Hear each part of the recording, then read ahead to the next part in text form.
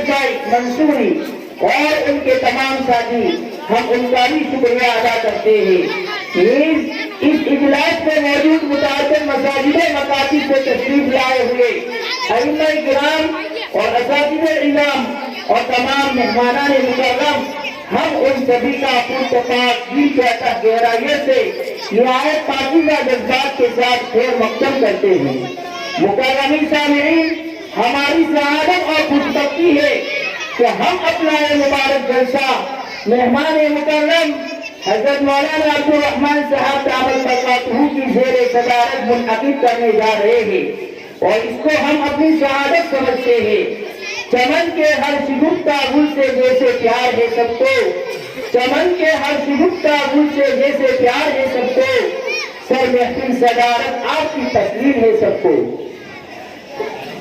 محترم سامعین، اس دنیا میں دو طرح کے علم پڑھائے جاتے ہیں، ایک ہے جس کو انسان اپنے تجربات سے حاصل کرتا ہے جیسے سائنس، میڈیکل وغیرہ، دوسرا وہ علم جو انبیاء کے وسیلے سے حاصل ہوتا ہے جس کو علم الہی کہتے ہیں۔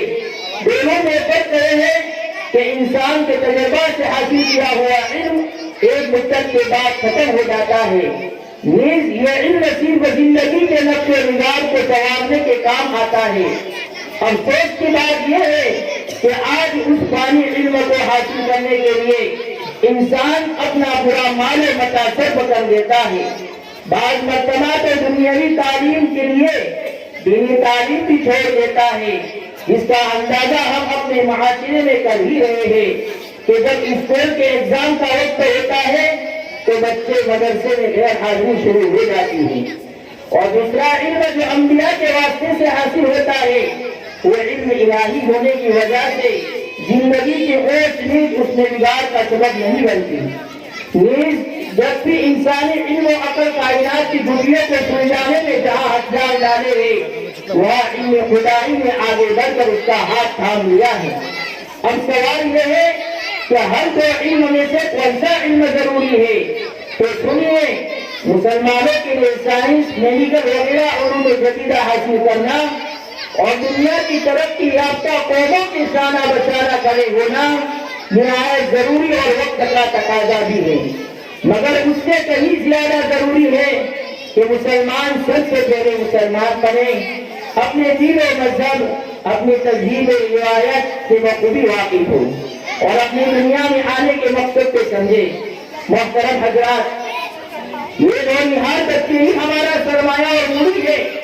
اگر یہ جگر کے ٹکڑے صحیح تعلیم و تربیت پا کر بااخلاق بنتے ہیں تو ہم اپنے مستقبل کے بہترین ہونے کا یقین رکھیں، لیکن اگر یہ بچے دنیا کی رنگینیوں میں رنگ گئے، غلط صحبت کو انہوں نے گلے لگا لیا اور چند نگریوں کے خاطر ایسے اسکولوں میں بھیجا جس کی بنیادی اسلام پر نہیں ہے، اور اپنی ساری توجہ علم نبی سے ہٹا کر صرف اور صرف چند تجربات علوم کے ہو کر رہے اور دنیا بطور ماہی زندگی کا مقصد بنا لیا، پھر ان بچوں سے دین کی اچھی توقع کرنا بےہودہ حال ہے۔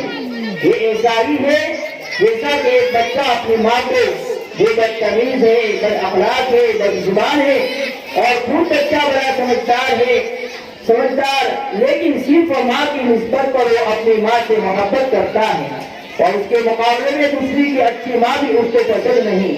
بس اسی طرح اسلامی اسکول اور دوسری اسکول کی نسبت کا فرق ہے۔ یہی وجہ ہے کہ اللہ نے قرآن مجید میں فرمایا کہ ایمان والے اپنے آپ اور اپنے اہل و عیال کو جہنم کی آگ سے بچاؤ۔ جب باپ صحیح تربیت نہیں کرے گا، اخلاق و آداب نہیں سکھائے گا اور علم نبی نہیں دلائے گا، اللہ کے احکام اور رسول اللہ صلی اللہ علیہ وسلم سے واقف نہیں کرائے گا، تو کیسے اس کو جہنم کی آگ سے بچا سکے گا؟ محترم سامعین، نبی اکرم صلی اللہ علیہ وسلم خود بچوں کو قرآن سکھاتے تھے۔ حضرت جندب کی روایت ہے کہ نبی اکرم صلی اللہ علیہ وسلم پہلے ہمیں ایمان سکھاتے تھے، پھر قرآن سکھاتے تھے۔ آپ کے بعد صحابہ اور تابعین بھی اس کا بڑا اہتمام کرتے تھے کہ بچے بچپن ہی میں قرآن سیکھیں۔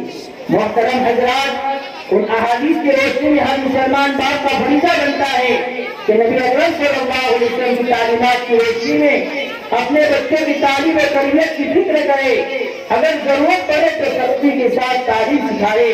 حضرت عکرمہ رضی اللہ تعالیٰ نے بیان کرتے ہیں، حضرت ابن عباس رضی اللہ تعالیٰ عنہ میرے پاؤں میں بیڑیاں ڈال کر مجھے قرآن اور حدیث سکھاتے تھے۔ انہیں وجوہات کے پیش نظر ایک مروجہ مکاتب عمل میں آیا۔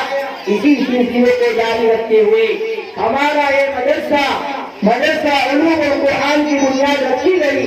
مدرسہ شروع ہوئے الحمدللہ 7 سال ہو گئے۔ شروع میں 50 بچے تھے، ابھی الحمدللہ 140 بچے تعلیم حاصل کر رہے ہیں۔ اب ہم باقاعدہ اپنے پروگرام کو شروع کرنے جا رہے ہیں۔ ہم مجلس کا آغاز قرآن عظیم کی تلاوت باسعادت سے کرتے ہیں، جس قرآن نے صرف 23 برس کی قلیل مدت میں پورے عالم میں انقلاب برپا کر دیا، جس کی آیت سے سن کر پتھر بھی موم ہو گیا۔ تو آئیے ہم تلاوت قرآن کریم کے لیے ایک بچے زیاد ابن وسیم بھائی کو دعوت دیتے ہیں کہ وہ آئے اور تلاوت قرآن سے محفل کا آغاز کریں۔